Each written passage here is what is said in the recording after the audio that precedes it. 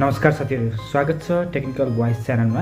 आज हामी एटीएमबाट कसरी पैसा झिक्ने यसको बारेमा सिक्दै छौं र एटीएमबाट पैसा झिक्दा के कुराहरूलाई ध्यान दिनुपर्छ यसको बारेमा पनि हामी जान्ने छौं। आउनुस् भिडियोलाई सुरु गरौं। पहिला एटीएममा जाउँ, एटीएमबाट पैसा झिकौँ, कसरी झिक्ने हो त्यसको बारेमा सम्पूर्ण कुराहरू बुझौँ। सुरुमा ब्याङ्कमा छिर्नु होला, एटीएममा छिर्नु होला र एटीएम कार्डलाई चाहिँ यो पिन भएकोलाई भित्र राख्नु होला। यसरी भित्र गयो, प्रोसेस हुँदैछ।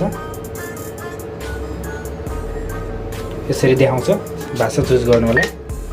त्यसपछि तपाईको पिन यहाँ रहेको हुन्छ, पिन नम्बर। तपाईको पिन के हो त्यसलाई हाल्नु होला। त्यसपछि तपाईलाई के चाहिएको, अब पैसा झिक्ने हो या के हो, के को बारेमा बुझ्न चाहनुहुन्छ, नगदहरू चेक गर्न सक्नुहुन्छ यहाँबाट। र मैले पैसा झिक्दै छु र तपाईलाई कति चाहिने हो यो बटनहरु छ। 1000 चाहियो 1000, 2000 चाहियो 2000, 3000 5000 चाहियो भने यसरी बटन थिच्नु होला। मैले 1000 थिचे। के प्रोसेस लाग्दैछ, प्लिज वेट भनेर। अब यहाँ तलबाट पैसा आउँछ है।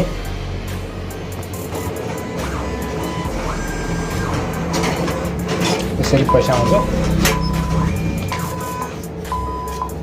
यसरी पैसा आउँछ।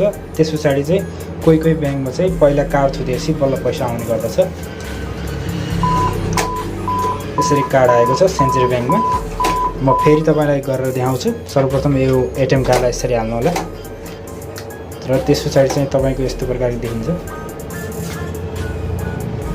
र भाषा चुज गर्नु होला, इङ्ग्लिसमा राख्नु होला, पिन हाल्नु होला तपाईको। त्यसपछि पैसा झिक्ने हो, पैसा झिक्नेलाई टच गर्नु होला र त्यसपछि चाहिँ तपाईले कति झिक्ने हो त्यसलाई चाहिँ टच गरिदिनु होला। त्यसपछि चाहिँ एकछिन लोड लिन्छ। कोही ब्याङ्कमा चाहिँ यो कार्ड दिइसकेपछि बल्ल पैसा दिने गर्दछ। तर अब यसको चाहिँ पैसा दिइन्छ पहिला, अनि त्यसपछि बल्ल कार्ड चाहिँ दिन्छ। यसरी पैसा दिनु होला र अब यहाँबाट कार्ड आउँछ हाम्रो। कार्ड आइसकेको छ।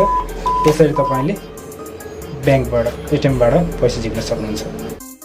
तपाईलाई यस भिडियो कस्तो लाग्यो, सुझाव सल्लाह प्रतिक्रिया दिन नभुल्नु होला। हाम्रो यस च्यानलमा पहिलोचोटि आउँदै हुनुहुन्छ भने हाम्रो यस च्यानललाई सब्स्क्राइब गर्न नभुल्नु होला। आगामी दिनमा हामीले यस्तै भिडियोको साथ उपस्थित हुनेछौँ। त्यतिन्जेलका लागि बिदा दिनुहोस्। नमस्ते, तपाईको दिन शुभ रहोस्। जय नेपाल।